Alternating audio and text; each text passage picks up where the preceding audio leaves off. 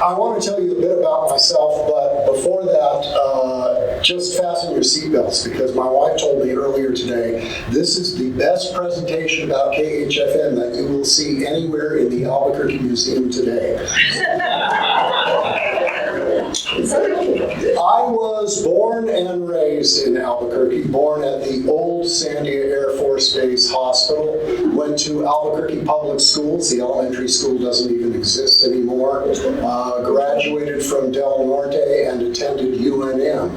Moved to Los Angeles, as so many of us did, to find a career somewhere else, and also it turns out to get credibility, because if you remember, for many years you had to go off and find a degree or do something somewhere else to come back here and be hired, because people who grew up in New Mexico sort of thought, well, you weren't worth hiring if you didn't have experience somewhere else.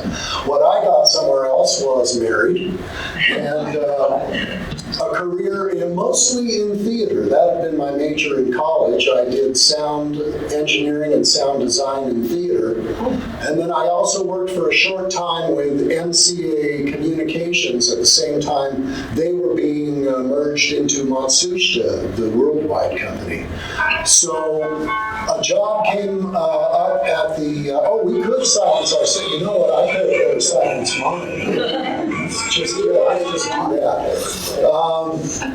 A job came up at the New Mexico Symphony as the orchestra manager, and since I had a background in music, I'd been a music minor, since I had a background in entertainment, I'd already been in show business at that point since I was 12 years old. I moved back here, I interviewed for the job, and I got it.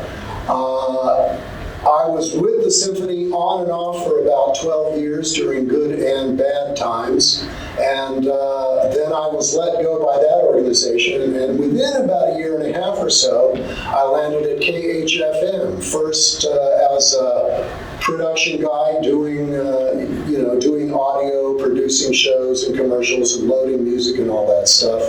Kip Allen was the program director at that point. Kip was nothing if not a humorist, because he called me into the studio one day when he was on air, and he said, "Here, I want you to read this." I'm a vegetarian, so the first thing I read on the air was a commercial for Lottaburger.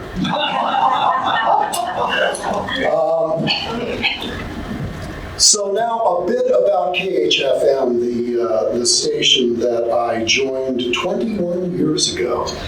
KHFM made history in November 1954 as Albuquerque's first commercial FM station. It was a project of two Highland High School teachers, John Hopperton and Arthur Loy. Dr. Hopperton was a chemistry teacher. We have someone who studied with Hopperton in the audience. That's right. And Arthur Loy was the chorus teacher.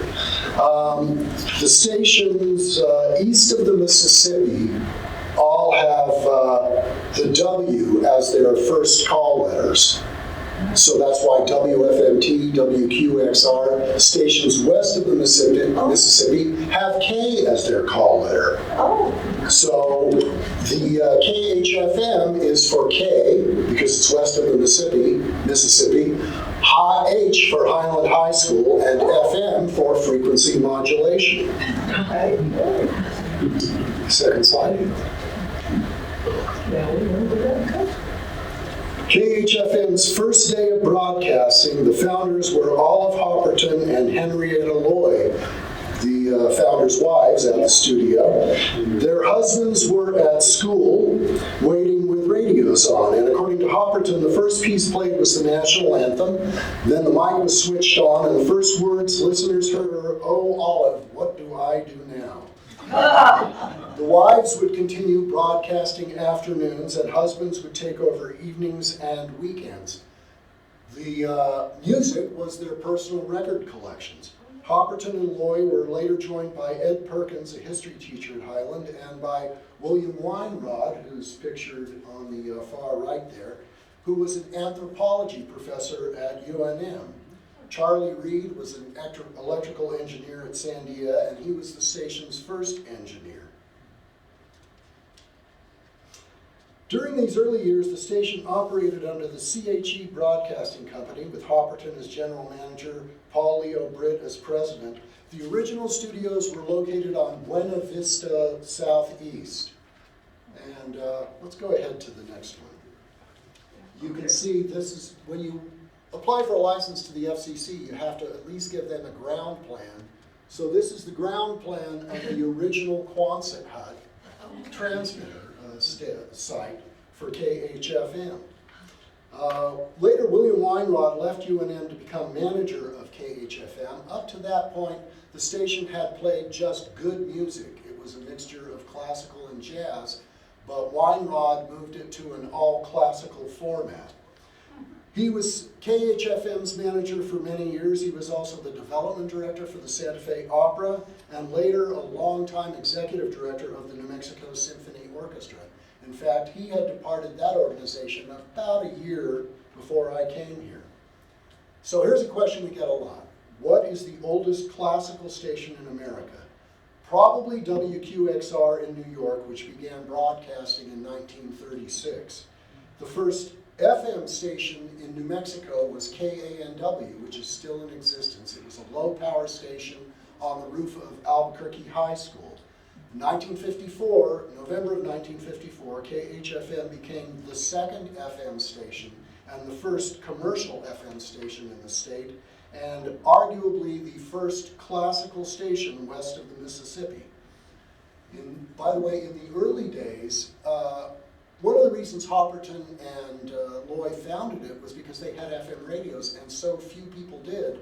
So KHFM teamed up with Hi-Fi House, anyone remember Hi-Fi House, to sell FM radios and FM converters so more listeners could tune in. They even sold converters for your car because cars only had AM radios and you could buy a converter and plug it in. During its first decades, KHFM had a very small paid staff, and most of it, which this organization will understand, were volunteers. Much of the equipment was borrowed, created, or cobbled together by volunteer engineers, often with money out of their own pockets. One of KHFM's longtime volunteer engineers was Mike Langner. Michael Langner was one of the first 5 graduating class of the Albuquerque Academy. Can we go to the next slide? Mike listened to the station, thought he heard some distortion. He called and offered to fix the problem for free, and he would continue fixing for something like 17 or 18 years, never getting paid. In 1963, they relocated to Domingo Road Northeast and increased broadcasting power from 1,700 to 3,000 watts. But even with the increased power, because the tower was within the city, it still couldn't reach areas of town because of the slope. You couldn't get KHFM in Old Town. You couldn't get us in most of the valley. And stereophonic broadcasting was only licensed by the FCC in 1961. So by the early 1960s, KHFM would make a kind of pontifical announcement at 3 p.m. and go to stereophonic format for the rest of the day. Even the Metropolitan Opera broadcasts were on AM radio, and they didn't go to stereo, so they didn't start on KHFM until December of 1973, and we've been broadcasting them ever since. Mike Langner, again, in the fall of 1977, became the KHFM station manager. Weinrod was still general manager. Let's go, I think we got to go back one. To the towers, those big towers? Yeah, there we go. September of 1978, KHFM acquired a tower and got the FCC license for 4 stations on top of Sandia Crest. The problem was KHFM didn't have the money to lease the land and build out the tower site. So another commercial station jumped in, took over the FM license, and leased one of the towers to KHFM at no cost, essentially because KHFM, Mike Langner as a volunteer, built out the tower site and installed all the equipment. So after the other stations were on the air, finally KHFM, the day came to take the new tower to the crest. They put it onto an old dump truck covered in plastic because it was raining, took it up the winding road to the site. A crane was hired to put the tower into place, but the cable jammed. So the inexperienced operator thought he'd gunned the engine, the cable snapped, the tower was still in the air, came crashing down, and went ping-ponging down the mountain about 100 yards and fell. Oh yeah, could you just imagine? So they called another crane operator. He got his crane stuck on the switchback road, and that had to pull off the road. They finally got a third crane up there and got the tower into place after sort of welding the broken tower leg back in. When it finally came time to go on the air, KHFM was only off the air from midnight to 6 a.m. And by 6 a.m. broadcasting from the new tower. Now, you have to do testing and all that before you can broadcast, so the first broadcasts were at 10 watts, and KHFM had been at like 13,000 watts in the city, but people immediately started calling and saying it sounds so much better. Then eventually it went up to 20,000 watts, which is the maximum that you can broadcast at from the crest site, covering the city, suburbs, and reaching up to Santa Fe and parts of northern New Mexico. And for years, we had a translator on Tesuque Ridge to cover the Santa Fe area and northern New Mexico. Let's go to that next one, yeah. So these are three of the longtime hosts of KHFM. If you don't know them, that's Marty Ronish on the left, Bob Bishop in the middle. I think Bob put on a tie for that picture. Mike Langner's the only one who I ever knew who actually wore a tie to work. And, except for, of course, Kip Allen, who was the program director of the station and the man who hired me. The 1960s, KHFM moved from the Domingo Road location to Indian School Road, and this is also when they went to their 24-hour-a-day format. Now this is just some fun stuff. You're the Historical Society, and I don't know the answer. Can you tell me by the cars what year this is? 50s. 53. Yeah, early Is it 50s. late 50s? Ford in the middle. Early 50s. 53. Yeah, I had one. Oh, did you really? Yeah. So that's a billboard that we had, of all Albuquerque radio stations. One is different. I've also never seen that logo, so that's interesting. Let's go to the next one. This is just some fun Is the stuff. person holding a ping pong? These are some postcards we had that you could get and send out, or we would send out. Several of these. Go ahead, do another one. That's funny. That's funny.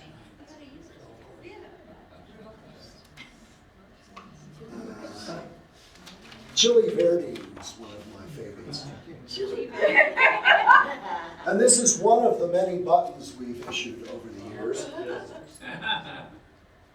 During most of the period from the 1980s to the present, KHFM has had a mix of local announcers live in the studio and local announcers who recorded their shows in advance, usually the same day. For instance, the overnights would have almost always been someone recording their announcements and then kind of Frankensteinian system put together.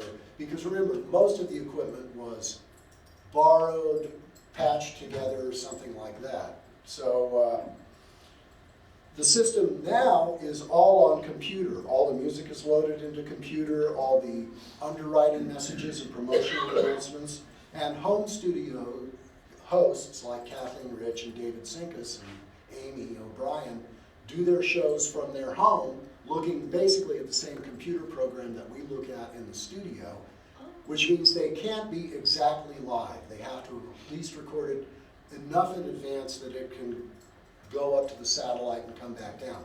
Most people tend to record their shows the day before or the morning of, something like that.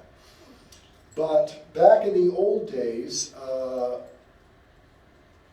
automation meant reel-to-reel tapes, multiple CD stack players, and old-fashioned carts all cued with tones. So that system meant that if even one of those elements failed, the whole thing went off the air, right? So one day an announcer, and we won't say who that was recording the evening show, not feeling well, had the flu, and said so. That evening, something failed and the station went off the air, and loyal listeners thought the announcer had collapsed, so they called the police. As it so happens, Mike Langner, who was the station manager at that point, also got a call from a listener that we were off the air because there was no system to notify you if you didn't have anything. So Mike raced up to the station and got there just as they were breaking down the door, just before they broke down the door. The police still had to go in and inspect and make sure everything was okay. And then he booted it back up and the announcer with the flu came back. KHFM also survived 2 studio fires. The first from a faulty furnace, and the announcer on the air at that point would run back into the smoky building, do a quick announcement, put a record on, and run back out again, breathe fresh air. And the other one was from an announcer who got distracted by a phone call and forgot he had left a bagel in the toaster oven at the back of the station, and he didn't know there was a fire until he saw a fireman racing up the stairs. And luckily, they didn't have to break down the station with an axe at that point. 1987, ownership transferred to New Mexico Classical Radio, Inc., which continued the station's commitment to classical music. Then, 1996, Citadel Broadcasting acquired KHFM. Citadel is a large radio group, so this is the first time the station had not been locally owned. And the studio moved to the Citadel building, which is at 404th Street Northwest, the tower at 4th and Marquette. In 2001, Citadel planned to switch to classic rock. That's the Crosswinds magazine cover. KHFM contacted the New Mexico Symphony Orchestra. I was the orchestra manager at that point, and in the days before social media and email, hosts came to speak at the classics concerts at Pope Joy Hall on Friday and Saturday, and asked people to write letters to Citadel Broadcasting. As a result of those letters, Citadel worked to find another company to acquire the station and its assets. So even though they were going to take the big tower at 96.3 on the crest, they were finding a home for KHFM. So in 2001, American General Media acquired the format and call letters, moving KHFM from 96.3 to 95.5, broadcasting from a tower in the Jemez Mountains. And KHFM continued to broadcast for another 6 years as one of America's last commercial stations. So, September 2017, KHFM transformed into a non-commercial, listener-supported station. AGM donated the station to American General Media Foundation in a weird arrangement where they still had the sales staff and they kept the revenue for that, but then paid the expenses of KHFM at the new location. I was there for that. You may remember that for a few days on 95.5, you would hear just a loop recording of birds, because we always started with the morning birds.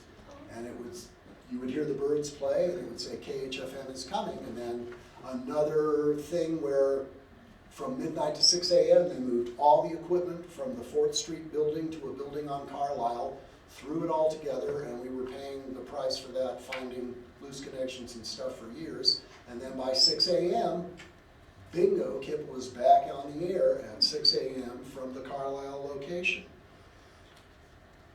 We continued until 2017, when we transformed into a non-commercial, listener-supported station. AGM donated KHFM to the American General Media Foundation, part of a larger deal where they acquired all of Univision's stations, and they could only own so many stations, but they wanted to keep KHFM on the air. They already had a nonprofit, so they donated the station to the nonprofit, and we were able to continue as for the first time, as a non-commercial station. And this was a trend that was going on. I don't know if there is still a commercial FM station in America. They've continued to go away. The ones that didn't make a transition to nonprofit commercial revenue went down and down and down, or they were purchased by someone who wanted their expensive signal to broadcast another format. Today we operate as New Mexico's only dedicated 24-hour-a-day, 7 days a week classical music station, broadcasting from studios on Marble Avenue Northeast. We broadcast 24 hours a day from the main studios in Albuquerque and from host studios in Albuquerque, in Rio, in Corrales, and in Santa Fe. We currently have 3 full-time staff, 3 part-time staff, and 10 announcers. I'm part of the part-time staff.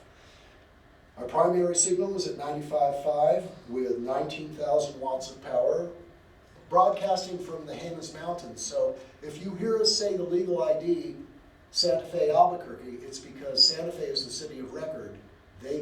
Geographically, they get the signal before anyone else. The transmitter in the Jemez Mountains, plus translators in Ruidoso, Roswell, and Taos. We stream 24 hours a day at KHFM.org. We're available on mobile devices, smart speakers, and third-party apps such as TuneIn Radio. Some more fun now. These are posters over the years, in not necessarily any order. The 25th anniversary poster, the 40th anniversary poster. By the way, that gentleman who looks so much like Brahms did not know how to play the cello. Again, back to Mike Langer, who was there, who showed him at least something rudimentary about how to hold his left hand. Let's go to another one. This is one of our most popular, the fireworks poster. And I love that one over there. I'm not sure I can identify all those composers, but we start with Verdi, I believe, in the upper left corner, and end with Johann Sebastian Bach in the lower right. And that's the most recent poster, but as you can see from the logo, that's still before we became a public radio station. Is that Angus McPherson? Who did that? Probably looks like his clouds. Let's see. Yep. Good eye. It is Angus I mean, he's McPherson. famous for his cloud painting. That is something Mesa, Southwest Mesa.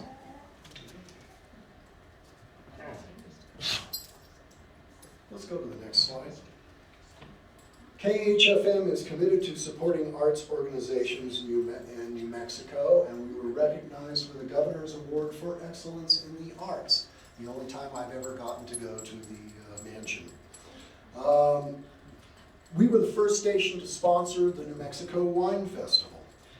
In 1988, 2 flutists from the New Mexico Symphony broadcast a duet from dual hot air balloons at the Albuquerque International Balloon Fiesta, and I think we got on Good Morning America for that one. Over the years, KHFM held fundraisers for the NMSO, for Opera Southwest, the June Music Festival, Very Special Arts, UNM Friends of Music, and UNM Friends of Dance. We did a week-long rally for the New Mexico Symphony in different locations. Let's go to the next one. When the COVID-19 epidemic shut down performances statewide and worldwide, KHFM offered 2 hours of radio time free to many of our statewide partners, like the Santa Fe Opera, Santa Fe Chamber Music Festival, the New Mexico Symphony, Opera Southwest.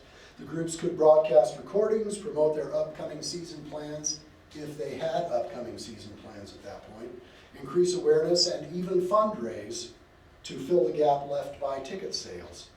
We also expanded that to New Mexico's music education organizations, and that education celebration is now annual with events in Albuquerque and Santa Fe. KHFM has also had a long commitment to broadcasting local performances, both live and recorded. Live and on-tape broadcasts from Keller Hall, from the Albuquerque Youth Symphony.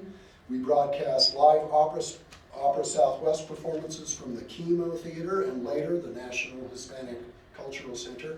These Opera Southwest broadcasts picked up again more than a dozen years ago, and many of them have been featured nationally on the WFMT Summer Opera Series, heard on hundreds of stations across America and around the world. There were annual radio broadcasts of the Nutcracker from Popejoy Hall. For a time, the station collaborated with KNME. They were telecasting live concerts of the New Mexico Philharmonic from Popejoy Hall, and KHFM would broadcast those concerts. But here's the deal. It was in stereo. The left channel was on your TV, and the right channel was on your radio. So if you wanted it, you set your TV and you set your radio over there, and you got a stereo broadcast of the concert. Early days. Early days, yeah. For many years, the New Mexico Symphony had a regular weekly broadcast hour on KHFM. That's actually how I was introduced to the station. I was the recording engineer as well as being the orchestra manager for the symphony. And I provided those recordings. That's how I got to know Kip and the staff. And after I lost my job at the symphony, they created a position for me. KHFM had, there was an AYS concert hour monthly. We had our KHFM concert hour, which featured a rotating array of performing arts organizations. And the Albuquerque Youth Symphony came back for their own monthly broadcasts for about 3 years. For the last 5 years, KHFM and the Santa Fe Opera have produced broadcasts of opening night performances, which is a huge deal. The Santa Fe Opera is one of the premier opera organizations in the world and one of the premier summer music festivals in the world. So we broadcast opening night performances Monday nights in July and August in season order. So by the way, the first one is coming up on July 28th at 6 p.m. And recently the Santa Fe Opera got a permanent endowment from someone's estate for those broadcasts to become permanent and to pay to make them available streaming online for 30 days. So if you can't tune in at 6 o'clock Mountain Time on a Monday night, no matter where you are in the world, if you're an opera fan or connected to the world of opera, you can still listen to those broadcasts. And we get listeners easily from Europe and Japan and Australia and South America. For the last 5 years, oh, that's us, yes, the Santa Fe Opera. And in 2025, this is the second season of the 10 at 10. Now, last year was my 21st anniversary with the station, and I had this crazy idea that we would do live concerts on Saturday mornings. So now this is the second year of those. The second Tuesday of every month at 10 a.m., we feature a live concert either from the KHFM studio or Robertson and Sons Violin Shop. We'll have members of the Santa Fe Chamber Music Festival next month from St. Francis Auditorium. That's the second Saturday of every month at 10 a.m. And of course, you can find out more about that at khfm.org. So some of the challenges that KHFM has faced. Always strapped for cash. In the recession of the 1980s, revenues shrunk. Incoming revenue was something like $5,000 a month. Even in the 1980s, that's, our budget now is near $1 million. So that's just not enough, barely to pay electrical bills. And there were times when the water was cut off and they had to run a check down to get it. So the station went to a mostly pre-recorded format provided by a station in San Francisco.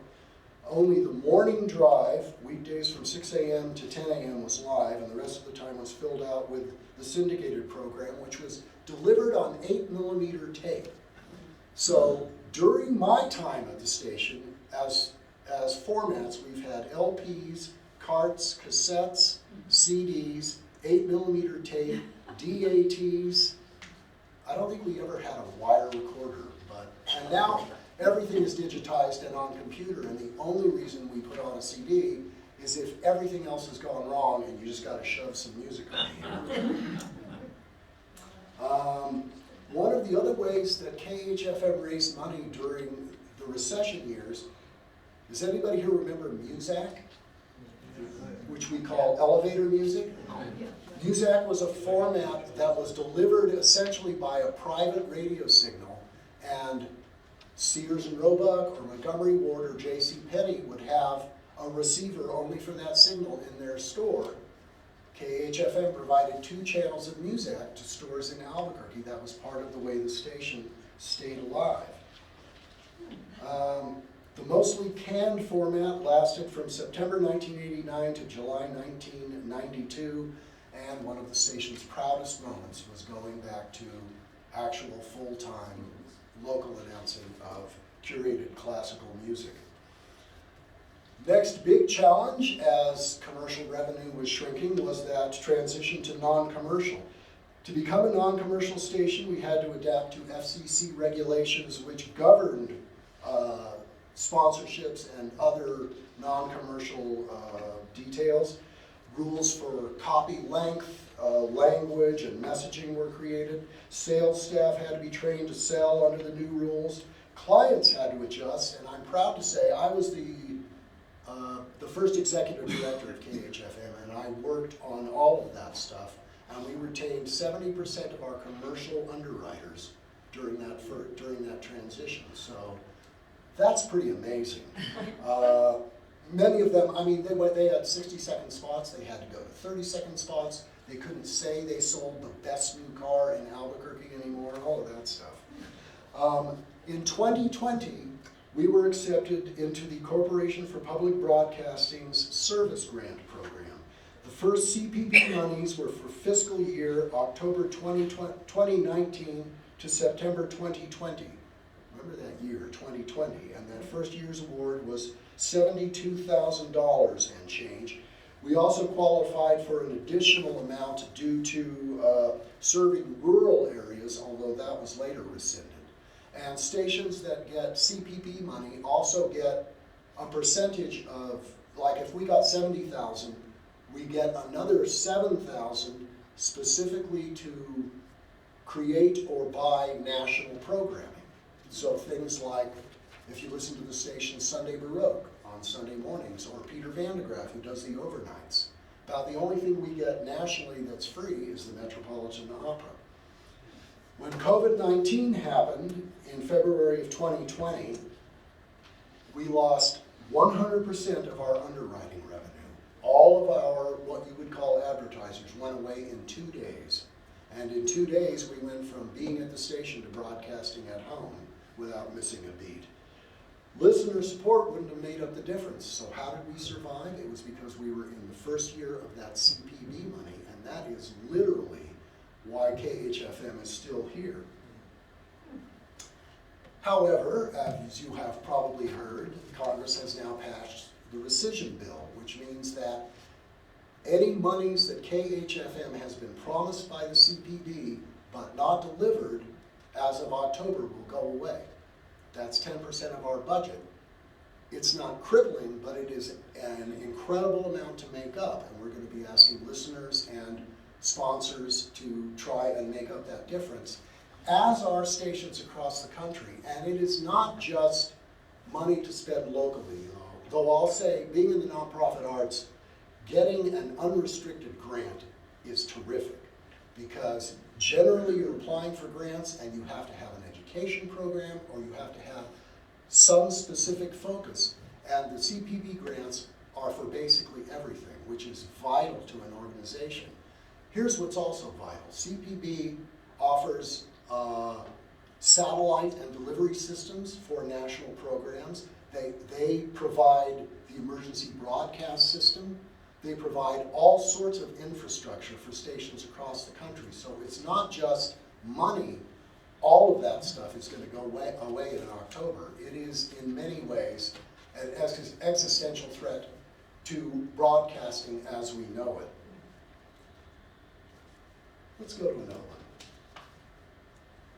Our mission, KHFM is committed to providing access without cost to classical music for New Mexican audiences and beyond, on the air and online, to promoting and providing and support live music, the performing and visual arts, and arts continuing education in New Mexico, and to promote New Mexico arts and artists worldwide.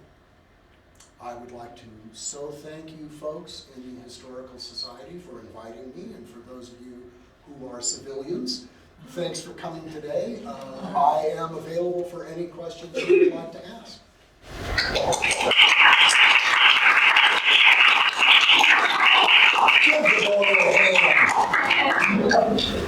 Any questions? I miss the birds. You miss the birds? I miss the birds. The birds are still on, Well, 6 a.m. I'm retired and I don't listen to them at all. Oh, I guess I could send you a cassette of birds. I think we still have that somewhere. Do you have any restrictions again being a nonprofit station in terms of allowing more sponsors who pay, for their sponsored messages that you need now in the future to get your budget back up again? Well, currently, one of the things that differentiates KHFM from commercial stations, they have up to 12 minutes in an hour of commercials, usually in blocks of 6 minutes. And if you've ever listened to rock or pop or rap or hip hop with anybody who knows the format, as soon as that commercial comes on, they know they got 6 minutes, so they're shopping. KHFM doesn't. We have a maximum of 2 minutes at a time and a maximum of 5 minutes in any given hour. And right now, the only time all those minutes are filled up is usually in the few weeks before Christmas time, when literally every performing arts organization in the state is putting on some kind of holiday concert.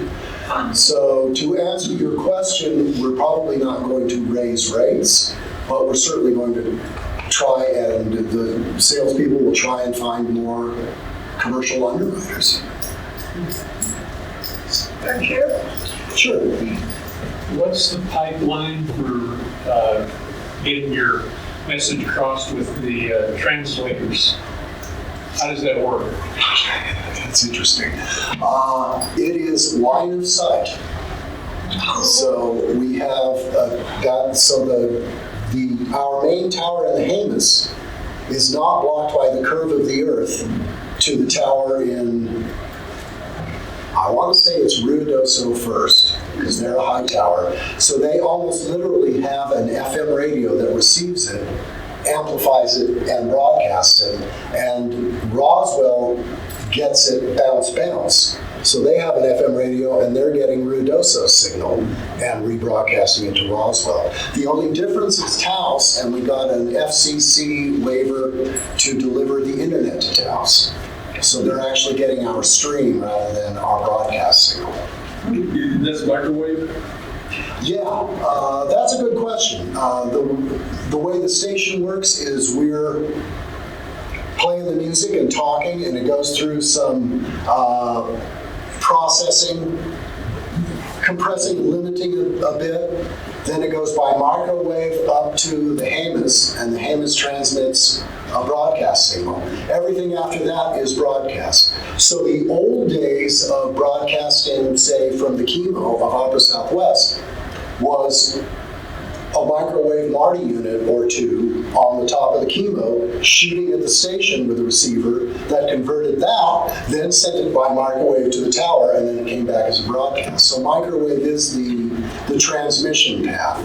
That's what I know. When you say line of sight, that's the first thing I think of is microwave. If you look at KHFM station, we're in the American General Media with other stations. So you'll see our dish pointed to the Hamas, you'll see a dish pointed to the Crest, and a dish pointed to Las Lunas. Interesting. As I recall, there was a 5 years broadcast tower in the Haines was threatened by a forest fire Yes. several years ago. Has that danger been mitigated or gone away? The danger has been eliminated because there's no more trees. Essentially, that's what happened. It burned through the power lines. It didn't damage the station other than some smoke damage, but there was good enough, and that was only when the ventilation failed. But basically, the equipment made it fine. Nothing was fried. We were off the air until Hamas Power Co-op could run the new lines to get there. Oh, interesting. What is the current rate for a 1 minute commercial? I don't, that is not my area of expertise. And it depends on whether you buy a yearly package. The Santa Fe Opera will buy an annual package of so many spots per week. They also pay a little bit more because they get a specific time for their spots, and that's sort of the way it's always priced. You can have a general throw at everything, although we don't have any spots midnight to 6 or 7 a.m. Or you can pay for a specific time slot if you want it. I have rate cards that go back when it was as high as $50. In my time, I've seen it for as little as $10 or $12 an hour. My bet is right now it's in the 40 to 50 to 75 range, depending, but I don't, again, I don't know that, and I try and keep my nose out of that. Is there do certain nonprofit organizations get to do free announcements on your station, or does everyone have to pay for all those announcements? We have some nonprofits that we sort of become media partners with, and we sort of, because of our mission to promote education, the Albuquerque Youth Symphony will never have to pay to be on KHFM if they want to announce something. What we also offer for nonprofits is matching spots. So if you buy 10 spots on KHFM, you get 10 spots, which you don't if you're a commercial underwriter. Is that the way you deal with the Humane Association? The Albuquerque Humane Association? They pay nothing. Oh, okay. Yeah. Regarding the CPB funding, have you been in touch with elected officials, either at the state or the national level, regarding perhaps doing some of the damage done by the position, or doing under government? Not KHFM specifically, but KHFM is a part of meetings that include KANW, KUNM, KNME, and there's sort of a nationwide task force that sends out alerts. Like, if you'll notice, we all started, whatever day that thing happened, we all started at 8 a.m. the next morning talking about it. So any lobbying is certainly not done by KHFM. I couldn't speak to KNME or New Mexico PBS. I would bet they have people on the floor at the Roundhouse. Comments and then a question about towers. So I am a proud Del Norte High School graduate, 1966, as is Marie Brasher Robertson of the Robertson and Sons Violin, and her brother, Mike Brasher, has I think he's been at KANW for like 50 years, and there's another Del Norte graduate here in the front row. Yes, so my question is about towers, because I don't understand any of how that works. Last year when KOB, its tower fell down because of the balloon hit it. So I know there's towers on the crest, and so you got a dish, but then there's towers like what happened to KOB. Give a person who doesn't understand that like a 1 or 2 minute tutorial on how towers are working. So any radio station, and I don't know what bandwidth TV stations use, but you shoot your signal to a tower, and the tower essentially amplifies it and turns it into frequency modulation. It doesn't matter where that tower is, because microwaves, as long as it's not blocked by the curve of the earth or something else, your microwave can get to the tower and it can broadcast. And then the towers can be calibrated so they broadcast like this, or so that they have a narrow range. So KOB's tower was not on the crest. It was hit by a balloon, and that decreased their reach from that tower. Here's an interesting story. When KOB was founded, and it was one of the first, they could only broadcast west at night because some station from back east wanted to broadcast this way, and there was a fight in the FCC for years over that. So during the day, KOB, you could get KOB over there, but at night you could only get it from Albuquerque going west. So you could hear it in Los Angeles, but you couldn't hear it in Texas. And that's part of why, for a while, a short time, KHFM had, well, a couple of years, we had a translator on the crest, which was meant to cover the foothills, and that had to be calibrated so that it pretty much only covered the foothills and didn't go anywhere else. Regarding the curvature of the Earth, Rio Dosa is pretty far down south. Is that antenna on Sierra Blanca? Or where? I believe it is. Okay, because that's 12,000 feet. That's more than Sandia. Yeah, so it's above, that way at least, and I forget what altitude Amos is, but 14.5 I or remember something like hiking up there that. as a Boy Scout. But that's also curvature of the Earth is why when KHFM's tower was on Domingo Road, they couldn't get, because of the slopes of Albuquerque that go like that, the signal was blocked. If you live in the foothills now, once you pass Tramway Road, you pretty much can't get KHFM because the signal is blocked by the shadow of the Sandias. So that's why you lose signals when you're in your car, and like you won't be able to hear something once you get closer to Texas or something.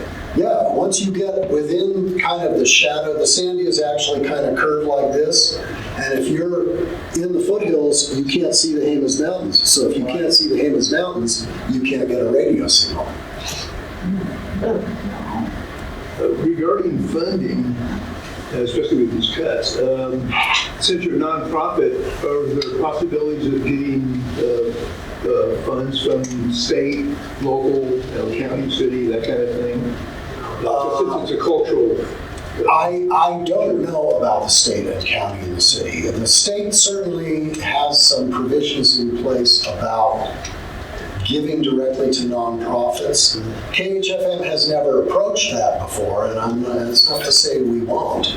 Or perhaps as a consortium of the other public stations, we might approach the Roundhouse and see if there's money there. Is there any long-range plans for KHFM to have more translators in different other parts of New Mexico? Yes, it's money.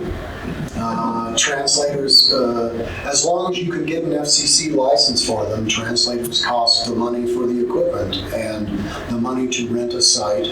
Right after that fire, there was quite a bit of discussion of whether we needed a translator in Santa Fe because we have a backup transmitter on the crest. So if that Jemez transmitter goes out, pretty much here in Albuquerque, you hear us with just a little bit of a reduced signal. But Santa Fe is completely knocked out, which means the translators around the state are knocked out as well. So that was some discussion, and I think it was something like approaching $1 million at that point to get the land, get the equipment, and put a translator in Santa Fe. So it's not a small deal. But ultimately, I would say everything's going to go on a backseat right now to survival after the CPB cuts. But that is in the long-range plans. The more New Mexico we cover, the better off we are, and the more we serve the mission. Yes, Del Orte graduate? Are you seeing your audience moving to listening to you online versus radio? I know at times when I have rough time picking up KHFM, I just say, Alexa, play KHFM FM, and she does, And then when I talk to my daughters and such, what's this, Daddy? It's an FM radio. And it's one of those okay boomer moments. Are you seeing, can you tell how your listeners are moving from? We don't get you can't look at one package and say, oh, this is, unless you want to put it together, unless you want to put it together yourself. But we do get streaming reports of how many people are streaming us, where and when. we don't necessarily sell underwriting based on that, but I think we have, we have a good streaming platform. So if radio decreases and streaming increases, we'll be covered for that. There are some other delivery challenges, like new cars come with software on the dashboard, and they do have software for FM radio, but if you don't use it, you lose it. If you don't, those programs can be on your dashboard, and if you don't open that app within a few months, you won't find it again unless you go back to your dealer and they reinstall it, so that's a challenge. And I don't know that we've really dealt with the long-term challenge of those different delivery methods, but part of what we have that I didn't mention is a community advisory board made up of interested citizens and members of the community, some of our partners in the community, like from the Albuquerque Youth Symphony and the Philharmonic, and that's part of what their mission is, to try and consider those future delivery platforms and how KHFM can be a part of it. As far as if you're a car dealership and you want to buy some time on KHFM, you're still looking at ratings. And Albuquerque is still what's called a book market. In bigger cities, they follow you digitally, so they know when you turn the radio on and off to a certain station. But in Albuquerque, as a book market, it's like, I remember getting a ratings book for TV when I was a kid in our house. You get a book, and then you keep it for a month or 3 months, and then at the end of that time you go, oh, I think I listened to these people. These people, we all did our homework on the night before it was due. Nobody does that day to day. So that's also part of why radio stations will say their names over and over. We will constantly say that we're 95.5 KHFM, because when you look in that ratings book, you can click KHFM, you can click classical KHFM. There's different ways you can look at it, but we don't want you thinking we're KUNM or KEANW or New Mexico PBS, and we get calls from that. So that's a long-winded answer, but. Yeah, is this station just an individually owned station, or is it part of the larger conglomerate of other stations in different formats? We are the solely owned and operated station of the American General Media Foundation. So now, the owners of the American General Media Group, which is a commercial group, are also board members of that foundation. So the advantage is we're in a building with Radio Lobo and Big and KISS and the other stations. So we piggyback on them, sharing engineering costs and costs of electricity and phone and all that stuff and office space, which would make it much more expensive if we operated on our own. So in terms of infrastructure, we share a building with them. In terms of finances, programming, and everything else, we are completely independent. Do you ever work together with KUNM and KANW as far as supporting live music, the performing arts, and New Mexico arts and artists? The mission statement could be the same for the 3 public radio stations. No, we don't. We coordinate to a certain extent, and we know each other, but that's one of the things that I fell down on as executive director for years was never just getting those people at the same time on the same table and having coffee and talking about what we're doing. So the answer in short is no, we generally don't coordinate. Although I know Marie Robertson and I know Michael Brasher. I don't know the new general manager who just came into KUNM, but I know the folks at New Mexico PBS. We're all friendly with each other, and we all coordinate important things like call each other and find out when our fund drives are, so we're not stepping on each other. But we could do much more to promote local performing arts and performing arts organizations together.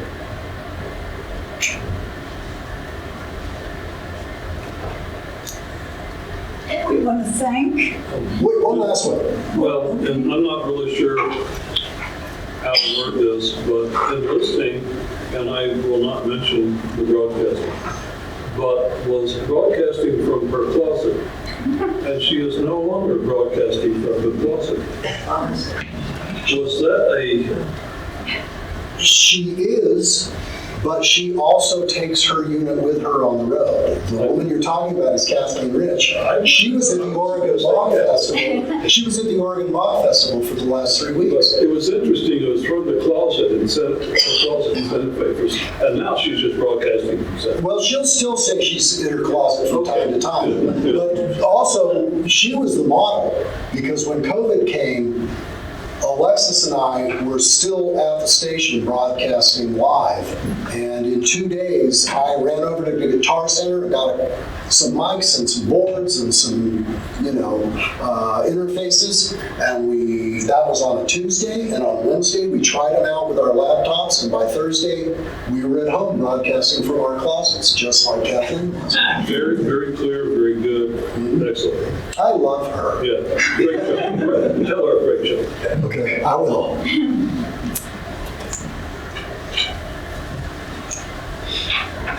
Thank you, Brett.